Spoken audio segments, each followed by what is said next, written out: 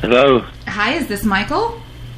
Yes, it is. All right, well, let me do the official introduction. Ladies and gentlemen, we are very excited to welcome our featured guest for this evening. He is an actor who you will remember fondly as one of the 3 stars of the Mod Squad, and now he has a brand new book. We're very excited to welcome the one and only Michael Cole to the show. You're on the air with Terry and Tiffany. Welcome.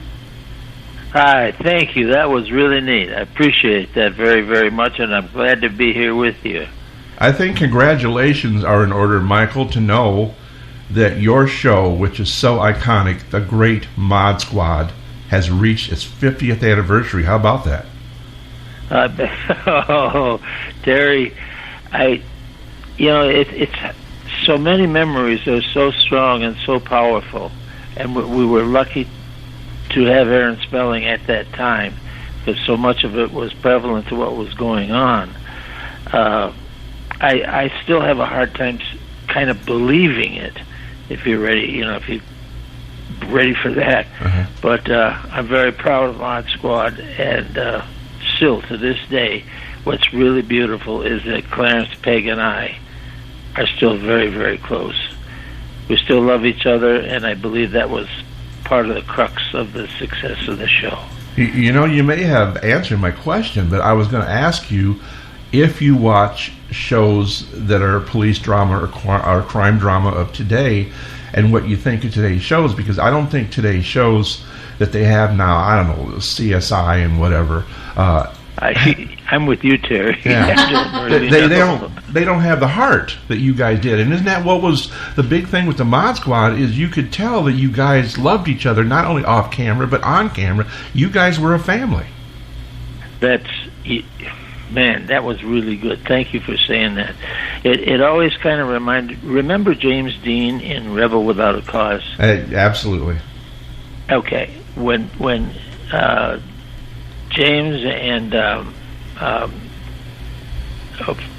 other two, Sal Mineo was one. Yeah, Sal Mineo. And anyway, when they got together and they really needed each other. Mm-hmm. And that was kind of like I felt about Clarence, Peggy, and myself. Yeah. That once we got together, and it was real. There's some things you can fake and you can act and whatever have you, but that kind of closeness and love, you can't you can't fake that. And that's what I think what came through the screen as far as the 3 of us goes. Yeah, that's a great comparison. We were talking about Sal Mineo. Of course, the other one's Natalie Wood, who was all right. from Revel. And that's really what it was too. Is it was almost like you and Clarence in the show and off was kind of like her brother, because there was that definite closeness. What about when you guys first met? I mean, was the chemistry as good right away? I mean, you guys knew you were going to be close, or is that something that had to evolve? It didn't have to. Aaron was a bloody genius. Aaron Spelling, our producer, and he was a genius at casting. I'm not saying that because of me, mm-hmm. but let me tell you, the first time I went into Aaron's office to meet Clarence, I'd heard of him because I was going to an actor's studio in California, and we had heard of Clarence's great success and talent, etc., many times in New York on Broadway. And so I was a little bit nervous, a little kind of, in a way, starstruck to meet Clarence Williams. Mm-hmm. And when I first walked in, and Aaron said, "Michael, this is Clarence," etc., and we shook hands. and I put one of my other hand, my left hand, on top of the two of ours, shaking, and I could feel. Yeah. And it might sound a little bit hokey or whatever, but I could feel that we were together. And I glanced over at Aaron, and he was smiling. He knew right away he'd found the two guys. And should I go on then about Peg? Yes, please do. Yeah, Peggy and I are still close. I deeply, deeply love her, and she came in. They were looking for Peg because she was under contract at, I think, Paramount, and she was hanging around with some guy that was trying to make it in music called Paul McCartney. Who? Oh. Yeah, right. And we found out that she was in San Francisco when they were up there, and so Aaron, used all his resources, etc., and we got through to her and made an appointment to meet her. And I know how. Okay, now the day of the pilot, we're going to start rehearsing and doing the pilot. Right. And Clarence and I were in a hotel on Sunset Boulevard, and we were like about 6 in the morning, and it was raining like hell, and there wasn't anybody around, and Clarence and I were standing out in front of the hotel, and all of a sudden I hear this whine of this little, and speaking of James Dean, it was a little Porsche, little red Porsche, coming around the corner, and I said, boy, that's a beautiful little car. And all of a sudden it skids, it turns sideways almost, and stops right in front of us. And said, it's Peggy. I'll be a son of a gun. And so the two of us piled in there, and she said, come on, boys, like that. And so we got in there, and everybody knows this story anyway. Peggy rolled, while she was driving and shifting, a perfect joint. I said, wow, what a woman. But you got to tell me, please, I got to know that at Christmas time, you opened up a present from Peggy Lipton. It was her record album. That's true. That's very true. Yeah. It was produced by Lou Adler. Yeah. Who had a nice string of hits there. And I was happy for Peg. I don't know how the record did really, but I was just happy for her that she was. In fact, she was hanging around with Lou, I think, at the time. It was before Quincy. Right. It's kind of crazy that she wound up acting so much, because obviously music was her first love, I guess, I would imagine. It really was. Like I said, though, she was under contract to Paramount. Yeah. So Aaron Spelling had to use like a tweezers contractually to get her out of that, and then because she was exactly what Julie was about. Right. That kind of he always talked about a sparrow or a bird with a broken wing, and that was kind of Peg. She was a wonderful little actress. The first time I say that, the first time we met her and started working with her, but she did have that vulnerability. Yeah. That she was in the show. Her mother was a prostitute in San Francisco. In fact, I might even met her mother. No. Well, I want to ask you, Michael, what about you? How did you end up getting involved with the Mod Squad, and did Aaron have to talk you into it at all? Because I had read that at first you weren't quite sure you wanted to play that kind of a role, right?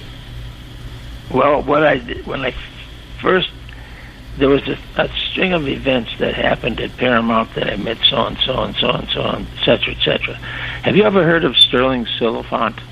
I believe so. He was a brilliant writer. Okay. Academy Award winning guy. Like a little thing called In the Heat of the Night. Oh, okay. Oh, yes. But anyway, okay, ask that question again so I can. Well, what I was saying is, okay, so how did you get involved with the Mod Squad? Did Aaron have to talk you into it in any kind of a way? So I'm over at Paramount, and I'd never been in a studio before, never. And meeting with some of these people and the casting people, etc., finally led to, hey, an agent, and this agent said one day, I want you to meet a producer. And he didn't tell me his name, but he's got a program. It's going to have a TV show that I think you'd be perfect for. And he wouldn't tell me, but at that time I was in my James Dean, again, Dean and Brando, and I was angry at everything. Mm-hmm. Yes, say, hey, come on in. Why?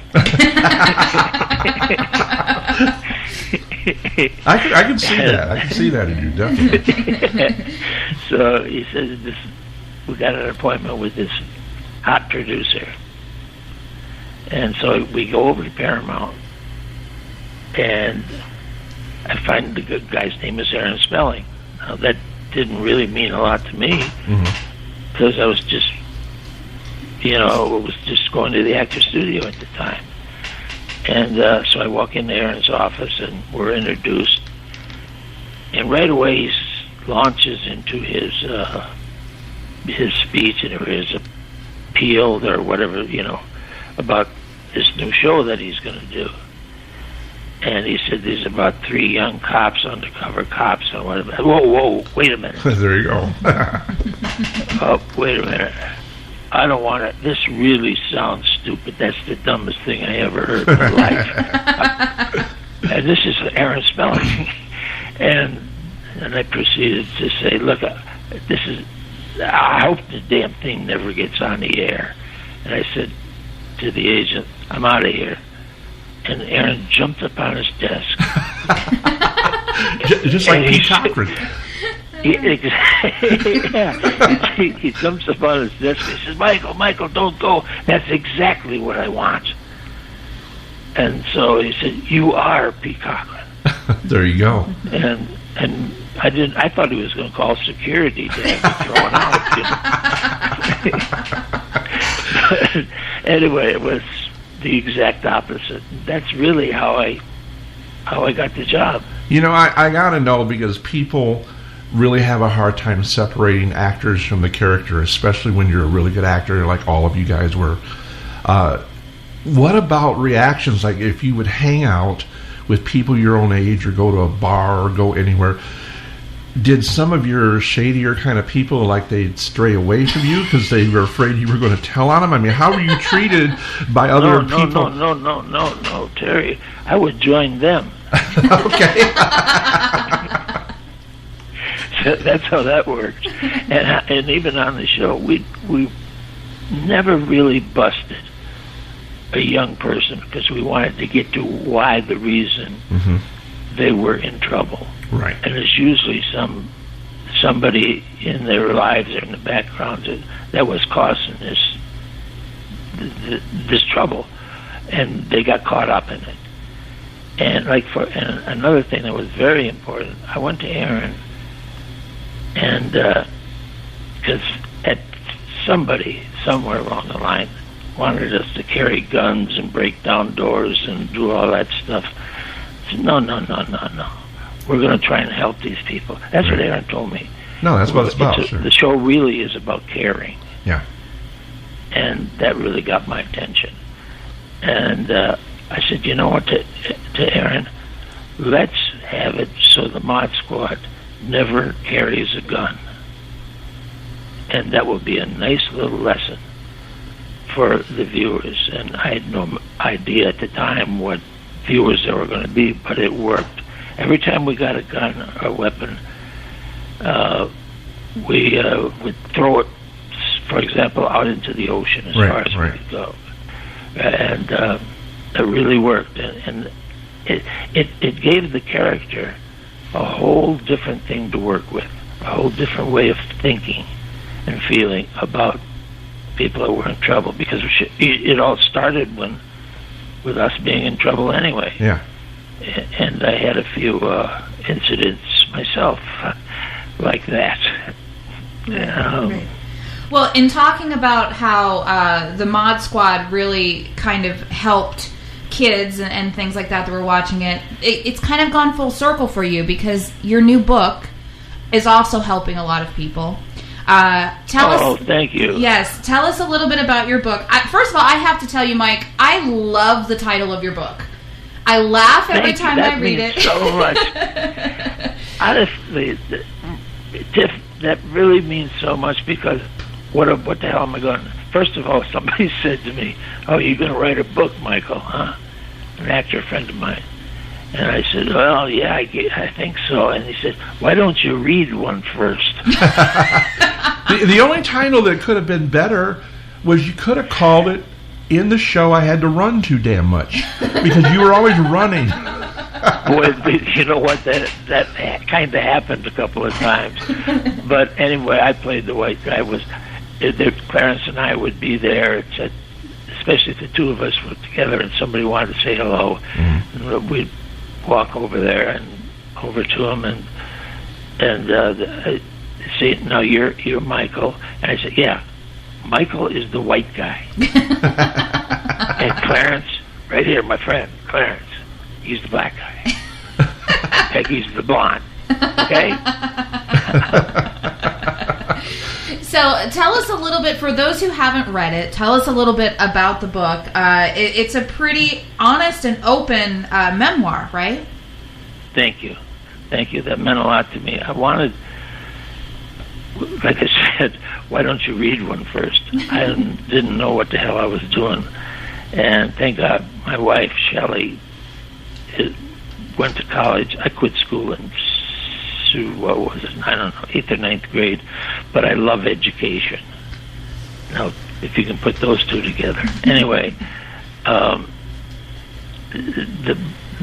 book, I wanted it to feel like I was sitting in a bar, which I probably was, sitting in a bar talking to the guy on the next bar stool and telling him about my life. And that's how it kind of came together, with so many ups and downs and tragedies and troubles, and married when I was 16 and all that stuff, and getting in trouble, which and I'm getting a little choked up. I'm thinking about all this stuff.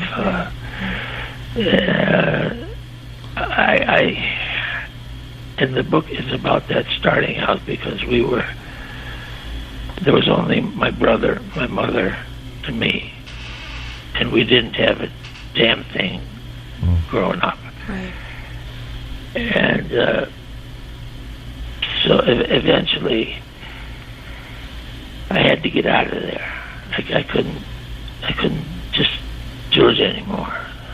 So I was married when I was 16, I think, but that didn't last. But we were still friends, which was beautiful. Yeah, it's phenomenal.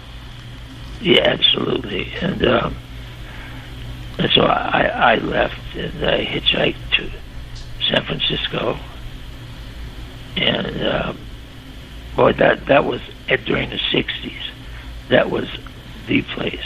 Yeah, those were the days. Music groups. Oh wow! And there was always somebody there. It was the only city I had ever been in on the road, if you will, like Jack Kerouac. That I didn't have a dime in my pocket and didn't care. Right. Because somebody was always around to give you a joint or give you a sandwich or whatever. And I finally realized, you know what, Michael, this is, I'd been wanting to somehow get into acting. And I didn't really know what the hell I was doing. But I got a call from a guy in Vegas, a buddy of mine in Vegas, and he said, "Hey, you want to come down to Vegas? I can get you a job bartending tonight." Just, whoa, okay. Now, not thinking that being a bartender I was already an alcoholic, being a bartender is not the best thing for an alcoholic in the first place. No, bad spot.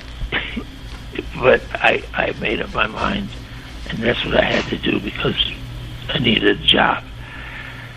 And so I went down to Vegas, and sure as hell, it worked out beautifully. And at that time, as you guys probably know, it was run by the right people, or the wrong people. Right. There were really, some of the boys were around yet, and I got along very good down there because I didn't steal. Mm-hmm. Yeah. How about that? If they know you didn't steal, they really liked you and respected you. That's all you had to That's all do. you Was gotta just do. not steal. Right. One night, one evening, Bobby Darin came in. Oh my! Yeah. Yeah, and I loved he him. was working somewhere down on the strip, and he came into this small bar at a place called the Thunderbird, which was torn down now, but it was right next to the Sahara. And I was, whoa, I didn't say that out loud, but good evening, Mr. Darin. What can I get you? He spoke up. He was the nicest guy, and that kind of made me relax. There was nobody else in the bar, and we talked for about a half an hour about show business and acting. Wow. I don't know if Bobby was a hell of an actor too. Oh yeah, definitely. Yes, yeah. And anyway, he said, "You got to do this. You got to do it because it's in there, and I can tell that it's real, etc., etc." We had a beautiful chat, and within about 2-3 months, I was out of there. I'd saved some money, and I was out of there and on my way to L.A., not knowing again what I was going to do, but I got to trust my instincts and follow this.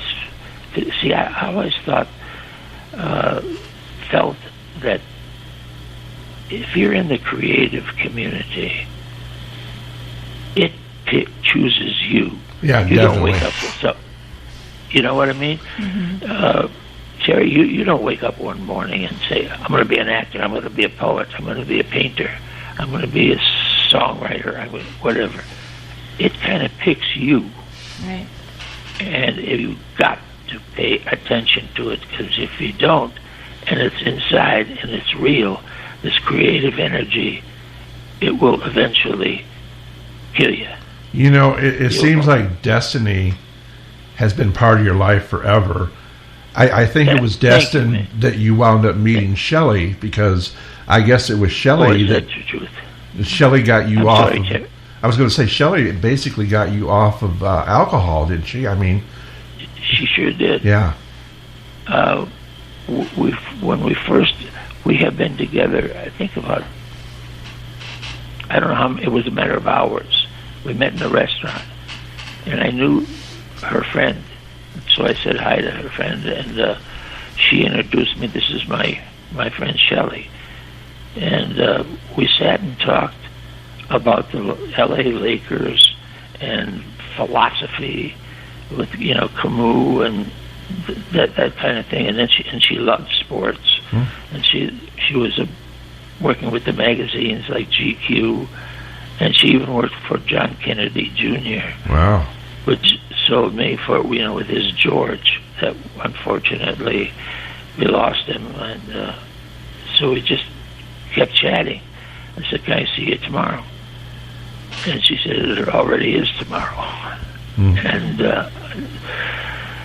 I watched her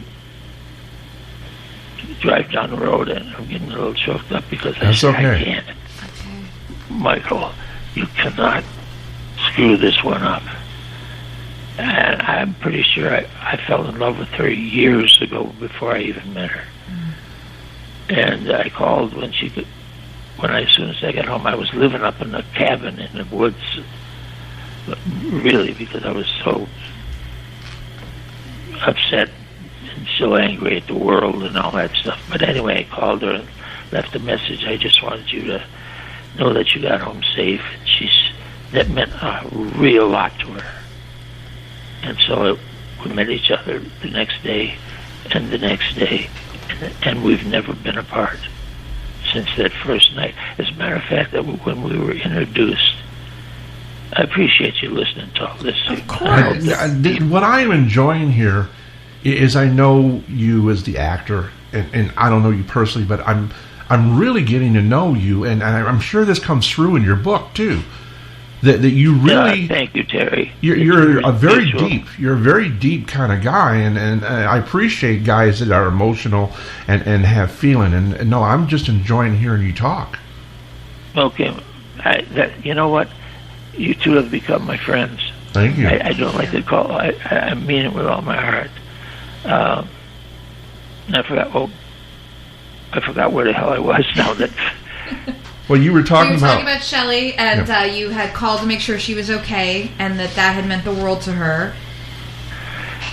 Yes, and so we hung out, and we started, like, I guess we were going together, but after the night or two afterward, met at this restaurant, because remember, she didn't have a problem, I did with drinking. Uh-huh. Mm-hmm. And I said that in my heart, my mother was very close. I loved my mom. She went through a hell of a lot to keep three of us, me and my brother and her, together. And I whispered in my heart to Ma, I said, Ma, what do you think? And she answered me. She had been gone now a few years. And she said, she's the one. Oh, there you go. You can't get a better blessing than that. I know. Thank you.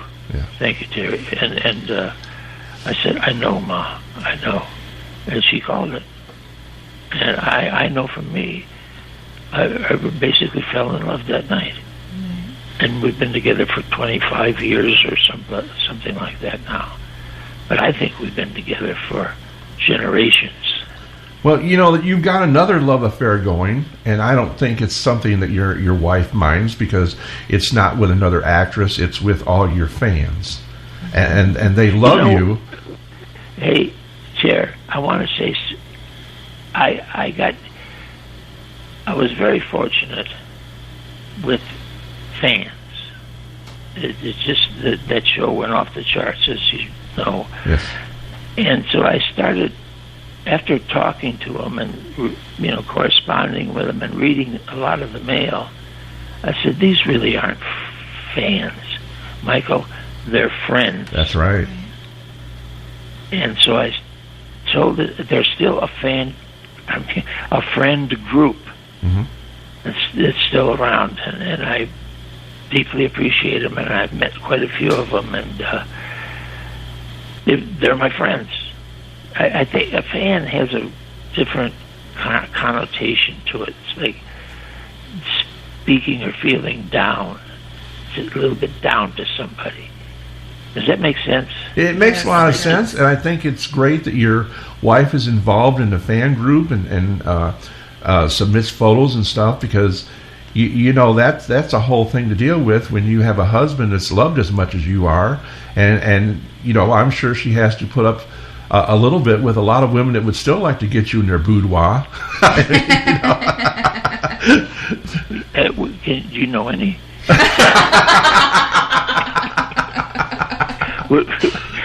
I got a piece of paper. You got any numbers? Don't tell anybody. Shh. But she, no.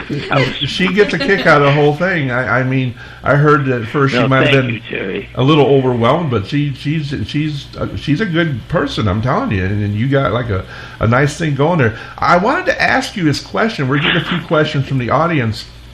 There was kind of a pseudo Mod Squad reunion. Now Peggy Lipton was a cast member of Twin Peaks, and they had an episode that Clarence was on, and Clarence kind of had a reunion with Peggy because she ran the diner, and he's sitting in a diner talking to Peggy, and it was like kind of like a reunion. Were you asked at all by David Lynch to be part of that reunion? Yeah, no, and I really didn't want to. We made a pact when we left Mod Squad that whatever anybody else did, we would not ask the other ones because so many people and producers, etc., wanted the three of us. But no. We had to be on our own, and that's where I was coming from. And so I just simply no. I'm not going to do that. Right. It wouldn't be the same. To me, anyway, it would tarnish that for the people, tarnish that relationship that Clarence, Peg, and I had. Right. Well, the real Mod Squad reunion was the reunion movie that you guys did for TV. What was it like? Stupid. Yeah, well, I was going to ask you, what was it like? You just said it was stupid. So, tell us how you feel, Michael. You know what? That's gotten me in some trouble from time to time. Never mind. We'll pass on that. Okay. Well, let me ask you this as a follow-up. What about the remake that they did of the Mod Squad in 1999 that had really not much to do with the original? I feel the same way. Okay. But you can wait a minute. I'm sorry, Jerry. What? I was going to say you can feel better in knowing the new movie, the one with Giovanni Ribisi and all that, to play you. That's probably stupider than the reunion movie you guys made and you thought was stupid. You know, well, I'll tell you what happened that night. It was, and with three really good actors too, that played Peggy, Clarence, and myself. Peg and I were sitting right next to each other during this screening, and the place was packed. It was at a big theater in Hollywood. Anyway, and Aaron Spelling and the guy that was, I think, was the president of MGM at the time, were sitting right behind us. And Peg leans over to me about halfway through the thing and says, "Michael, what the hell is this about?"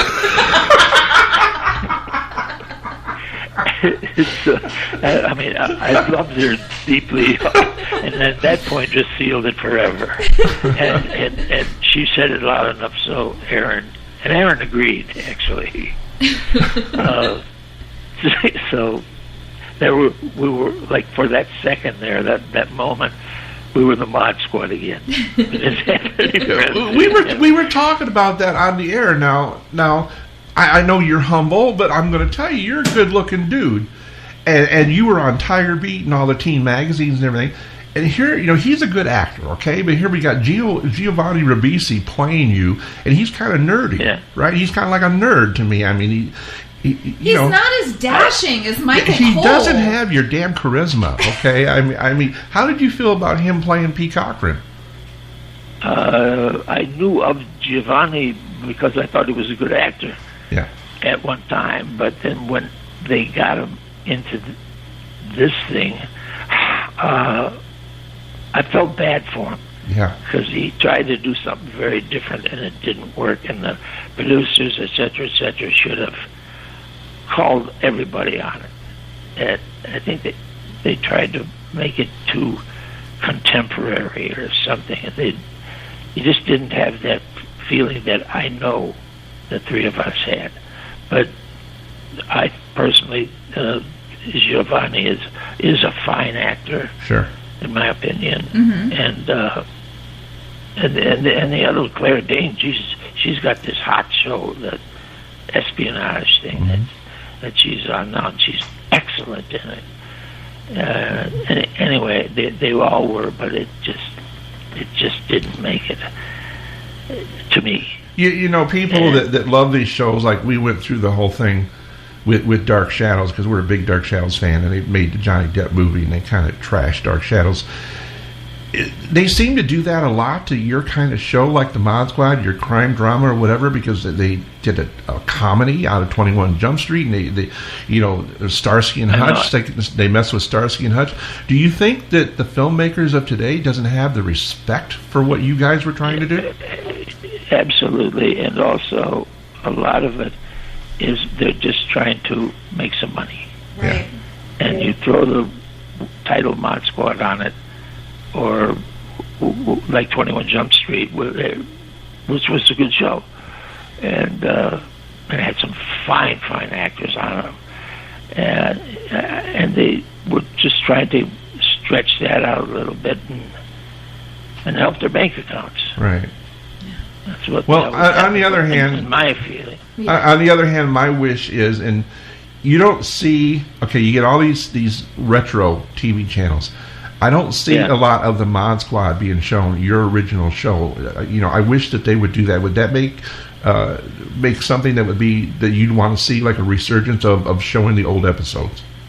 Yeah, it still is on the air in many places, and I can't believe it. So you walk down the street, and I'm getting on, if you will. There you go. And people still remember.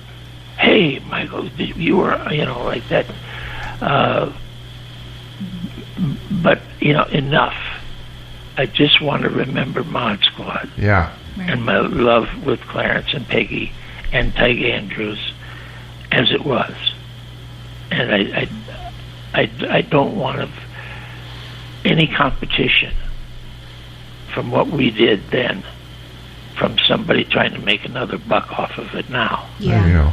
Yeah. And I'm glad you mentioned Tig Andrews too, because he was so. Yeah. I know he was your mentor. I mean, I read in the notes that you really respected him and what he brought to the show. He definitely brought it all together with you three. He now that will choke me up a little bit too, because he was a beauty, man. He had about 130 kids. They were all beautiful. Right. And Tig was on Broadway. He was a Broadway guy. It's a beautiful little story. If we got time. We got time. Yes. Okay. Go ahead. Tig was doing what the hell was the play? What was Tig's play? Where Dottie, in the Navy with all the guys and stuff, and with Lottie Lanier, the real Lot. Anyway, this guy was standing backstage all the time, and he was very unkempt. And it turns out Tig felt sorry for him, and he went up to the guy and said, "Look, would you like to have a seat? I've got some seats down here in front. You don't have to." And the guy said, No, that's all right. It turns out the guy was watching the play because it was John Ford. Mm. And Wow. he and Tig, that's one of the reasons Tig got out here, because Ford put him in a couple of movies, and he was South Pacific. And it was one of those to be. He didn't know who the hell Mr. Ford was, and they became really good friends, and then till the very end. I don't.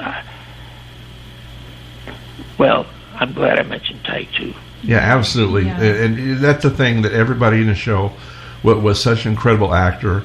I would assume you probably saw Clarence Williams III's performance playing the singer Prince's dad in Purple Rain. I mean, he was so awesome. Absolutely. In that movie. Yeah. He was wonderful.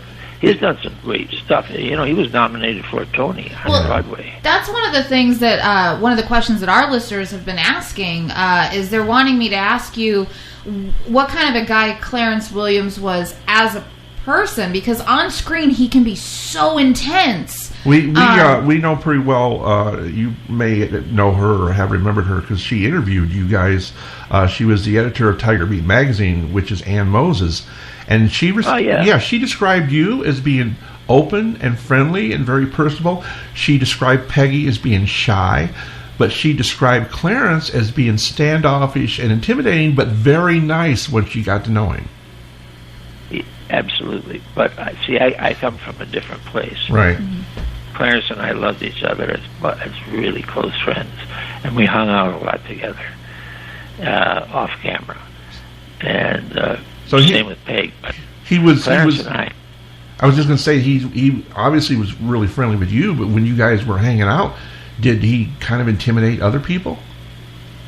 He didn't intimidate on purpose. He was just, okay, let's get out of here, Mick. That kind of thing. And Right. he didn't want, he didn't really show emotion. Yeah. Except around people that were very close to him. Right. I'll tell you, you know what, this has to do with Clarence, because he was one of the first black, or maybe the first black actor on a TV series. Yeah. And that was a super hit. And we were going on little PR tours before the show came on the air. And Clarence and I would walk in, and there'd be a bunch of press people out there. And black guy and a white guy, huh? Now everybody tried to make some racial Right. crap out of it. And I said, wait a minute. Just wait a minute. Write this down. Clarence was the first black guy ever to kick the shit out of a white guy on television. And one guy I remember saying, how do I write Clarence was the first? All I can say to that is solid. Right. 'Cause that's Oh, that was good. That fits. All right. Well, But we were all loved friends. Let me put it that way. Right. Right. And you could see that it came through. We had to be, because we had to battle a lot of stuff. Yeah. In spite of all the success of the show, etc., if I can, I'll say we got some hate mail too. And like, for example, if we got time, okay? we Yes, got time for that's you, yes. absolutely. There was a scene and we were in the desert, and Tig got shot, and Clarence had his knife out, and he was digging the bullet out. Mm-hmm. And I'm kneeling right next to him, and it's hot as hell. And so the sweat started to run into into Link's eyes. Right. So Pete, I think I ripped a piece of my shirt off or something like that, and I reached in. This is a big, tight close-up of Clarence. And I reached in with my white hand and mopped his brow. Man, some goddamn mail came in. Wow. How can a white man mop a N-word brow? Seriously. Yeah.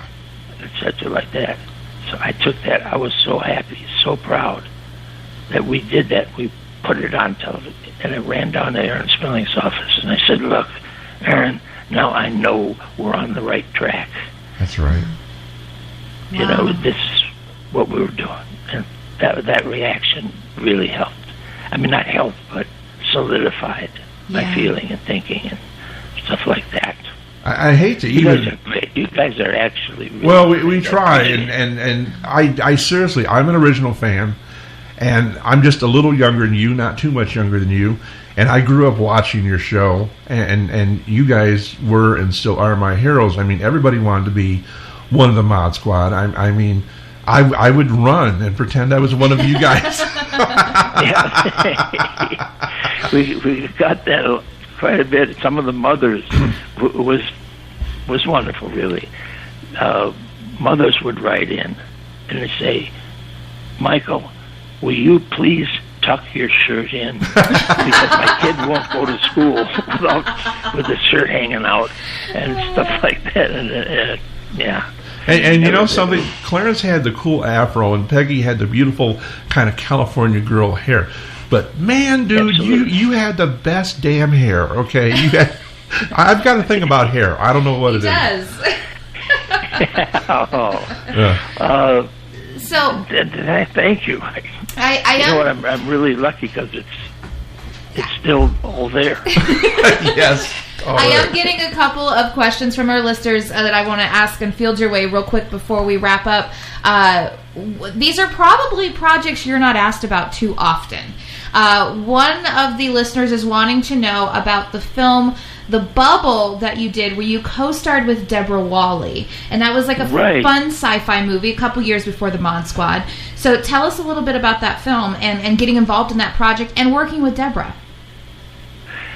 I love Deborah too. She was a great person, and but the man that's founded and started and designed and helped develop 3D, his name was Arch Obler. Oh yes, from the old time radio. Yeah, exactly. Yes, and he was on radio before that, and he was a genius.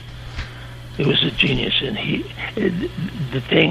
I was going to an actor's studio run by a great lady named Estelle Harmon, and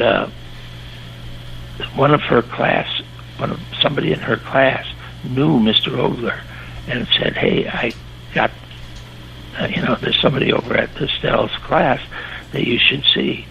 And so Arch came over and we did a little scene, and that's how I got this part. And Deborah, they had already gotten her, and she was a doll. She was just a wonderful little actress, and I can't say enough about her. She's not with us anymore, but we really pulled that off. Except I didn't realize that 3D was a different kind of acting. Oh, yeah, it's hard too with camera angles and everything, isn't it? I mean, it's really difficult. That's exactly right, Terry. Yeah, because all of a sudden, Arch would need something to sell the 3D part of it, and like your hand with a bottle of beer or something like that would come out over the audience. So you're doing this to the camera, and I'm saying, why? What the hell's that got to do with the story? But Mr. Obler was more than kind. He truly was a genius, and that helped me a tremendous amount, just being around a camera, being around somebody as creative as he was, and being around people that were really good and had already established a certain sense of stardom, like Deborah, and so it helped a hell of a lot. If you put Peggy Lipton in one corner and Deborah Wally in another, I wouldn't know where to go, because I love them. I'm in love with both of them. So yeah, that's a good way to put it. Julie or Peggy, Deborah. Well, never mind. I'll write a note. I don't see it on your. I don't see it on your IMDb. Did you not do a TV episode off of a movie, Westworld? And Beyond Westworld. I did nobody knew about that. Yeah, I bet you nobody asked you about that, but I would. No, Terry, that was pretty good. I think I was a race car driver. Yeah, you were. Okay, and I was really happy to do that. And the rest of the cast, I didn't really know anybody, but when I would get ready to do a scene, and I was kind of half paralyzed from an accident on the racetrack, and I was so proud that the rest of the cast, when I would do a scene by myself, like getting in and out of the car and start whatever, and I was paralyzed, and they pulled up their chairs to watch, and that was a huge compliment. Absolutely. Huge compliment. Yeah. And it just it meant so much to me. And when you do a scene, it happened a few times on Mod Squad. Let's say you're doing a scene, and it's like a monologue, and you're going through maybe 10 minutes of solid dialogue, just yourself, and the crew applauds, because these people have seen everything. Right. That you can take home, put it in the bank. That meant so much, and that's the kind of crew we had, and that's what happened on Westworld. Well, I hope people look it up, because everybody, is aware that Westworld's Jerry. on HBO, and that's a whole different thing. But there was a Westworld TV series, and you had the first Westworld TV series before the HBO before one. the new one. Yeah. And then the next question from the audience is, after Mod, can you please ask Michael that after Mod Squad, he tended to do a lot of cop shows. How did he feel about being cast in something a little bit different when he played grown-up Henry Bowers in Stephen King's It? I loved it mostly because it was we shot it in an asylum, in a hospital. Wow. Ooh. And that bed that I got out of, I slept there the night before they wanted to shoot one scene. Oh. Where I got up and I could hear some of the patients screaming and stuff like that. It was all very real. And in a way I said, wow, this is, as an actor, there's this kind of methody thing that I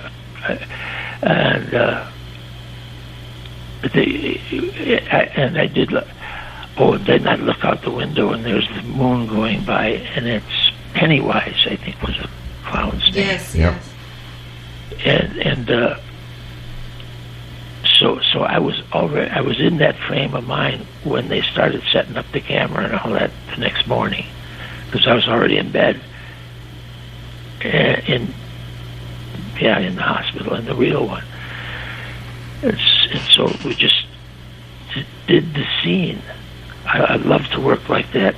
We just did the scene as I did the night before, or, getting the emotions going and all that stuff. And my hair was white from seeing the clown and scaring from fear.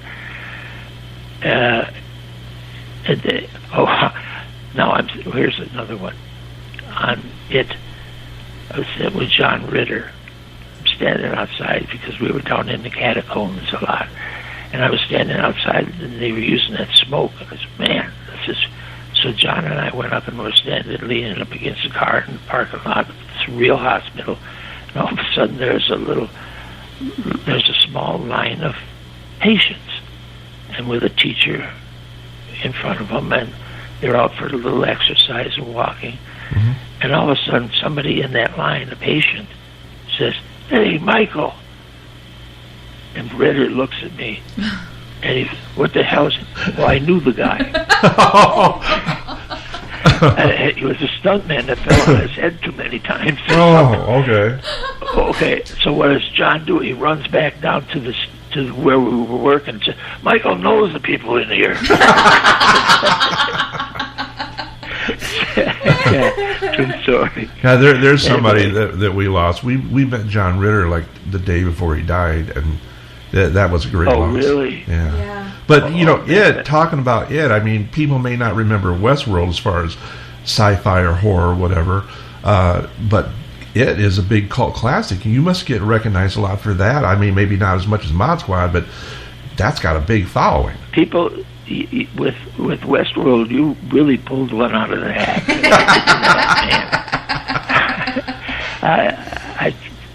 I hadn't forgot about it, but I hadn't heard of it so many years. And you were nice about it, because usually you interview people that are like, I don't want to talk about that, but you said nice things, so good for you. Oh, yeah, no, that's not my nature at all.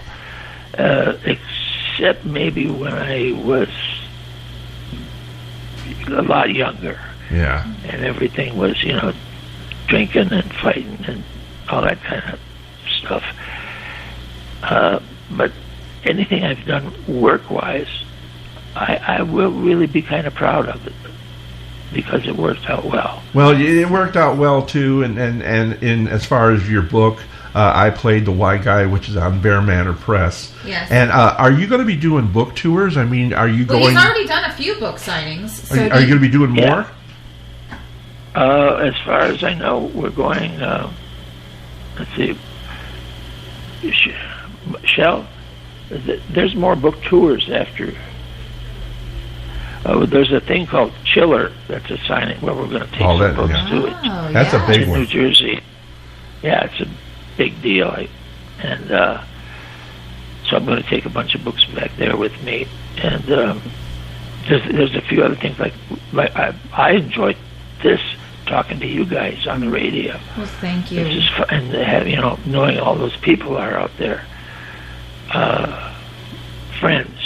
Absolutely, right? absolutely. Friends And I want to let everybody know that if you kind of want to keep up to date on all of the new stuff that's going on with Michael, there's really kind of a centralized place that you can do so, and it all starts on Facebook. So if you just head over to Michael Cole's official fan group, again, it's called Michael Cole's official fan group on Facebook. You can request to join. Shelley's an admin over there too. And then that'll lead you to being able to go to Michael's website and merchandise page, and I'm sure there's information on where you can get the book. You can also get the book on Amazon, or just truck out to Chiller and meet Michael and get it signed. That would be the best thing to do, I think. Tiffany, thank you very much. You guys are tremendous. Again, like I said, I feel like I've made 2 new friends. And you know something? I'm going to tell everybody that. Michael Cole's my friend. And I'm damn proud of it. Yes, I am. I like that. Yeah. Now, if you could only get me a date with Peggy Lipton, then that would be really nice of you. Peg was, she was very happily married to Quincy Jones, which some poor guy that was trying to make it in music. I could set McCartney, but anyway. Peg is being, she has 2 beautiful daughters. Yes. And Peg is being, she's being Peg. She's, I think there was one of the kids had a child. And so Peg is really involved in family stuff and whatever have you. So I don't know. Maybe we'll really ask. I know Chiller a lot of times has reunions. Has there been any word of getting you 3 together at Chiller at the same time? Man. Again, it goes back to that deal that we kind of made when we ended Mod Squad. Right. We would never ask the other one to do something that we were asked to do, because we didn't want to interfere with what they were doing at the time, their private lives and all that, because we came in as individuals and we left as individuals, but we still loved each other. And you have a work that you can be proud of. I mean, you guys have such a legacy, and I'm happy that you guys are enjoying life, because that's all that matters. You guys have done the work. And now you can just sit back and share this whole thing with the fans. Mm-hmm. In your book, I played the white guy and other things that you guys do, and it just you can take it easy now. Except I bet you still run outside like you did, in the Mod Squad to get the mail. Absolutely. Yeah, every day you run to get the mail, and I'm just sure of it. From doing a lot of that, I got bad knee. I got some of the stunt guys are my best friends, and they're all hobbling. No, it's true. I know it, man. And it takes me about 2 minutes to get out of a car. Yeah. Because I have to unravel everything. I know you guys had stunt guys, but did you guys have to do any of your own stunts? I did, and that's part of what's bothering me now. Okay. Yeah, and we had the best stunt guys in the world at that time. And to this day, if you get time for a little story with the stunt guy. Absolutely, go ahead. Okay. I said his name was Ronnie Rondell, was my stunt double. And they were always racing motocross and stuff like that. Uh-huh. And I would go out and try my hand a little bit, but I said, no. These boys, you'll kill yourself, Michael. And so I would watch Ronnie and the Stunts Unlimited guys, and all of a sudden it dawned on me that the people in the audiences were hearing and seeing this whole thing, and the sound of a motorcycle is very, very powerful. Oh yeah. And but they can't see it. So I said to Ronnie, what do you think, man? Let's get a bunch of bikes and stuff together and go over to the Braille Institute and have these kids get on the bikes. Wow. Get on the motorcycles. And he said, "That's beautiful." And so we got a bunch of stunt guys, and we had on the motorcycles, and we would sit behind them and say, "Now, like here, put your foot down here," and they were totally blind. Pull in. The left is the clutch. Now I'm going to put your hand on top of mine, and we'll pull it in, and then we will slowly let it out. Down here's the gears. Now you just put your toe and tap it down once, and it's in gear and it's going. And I let the clutch out. They were riding a motorcycle. Wow. There you go. And it was so magnificent. And now every time they would hear, it was my feeling and Ronnie's, that every time they heard a motorcycle or in a movie or anything like that, they can say, "I rode one." That's right. Yeah. That's right. That's amazing. Wow. And it expanded. Oh, we also had a stunt horse that was coming. They all knew of westerns, of course, and stuff. And the horse came running around the track over at the Braille Institute, and the guy on it was a really old western guy who had the horse, and they'd fire a shot, and the horse would stumble and fall. And then I'd say to the kids, "Okay, now let's go over and pet her, because she'll lay down, she'll stay there." And they pet her, and she was, of course, sweating and whatever happened. And they were, "Oh, wow," and stuff like that. And I said, "I got a secret. This horse has been doing this for a long time. Yeah. And you know what? Whenever you find something that's in your path of life, and because you can't see, keep this horse in mind. This horse is blind in one eye." Wow. Oh, and they just cheered and clapped and stuff. That chokes me up too. But that's my story with the Braille Institute. And, oof. Awesome. That's amazing. You know, for a guy that started out in Hollywood as a young kind of James Dean, angry and full of angst, I just love this conversation, because you're letting everybody know what you really are, and that is, I'm from the Midwest too. I'm from Illinois. I know you're from Wisconsin. Yeah. And you're just a cuddly Midwestern kind of just average next door neighbor kind of guy. Okay, and I'm so happy. Thank you so much. Tremendous amount. Yeah. We were back in Michigan not too long ago, a few weeks ago, and for the book and stuff, and I had forgotten how kind of down to earth and warm Midwestern people really are. Oh, You yeah. know it, absolutely. Yeah. Absolutely. Yeah. When I left, I thought they all just wanted to put me in jail.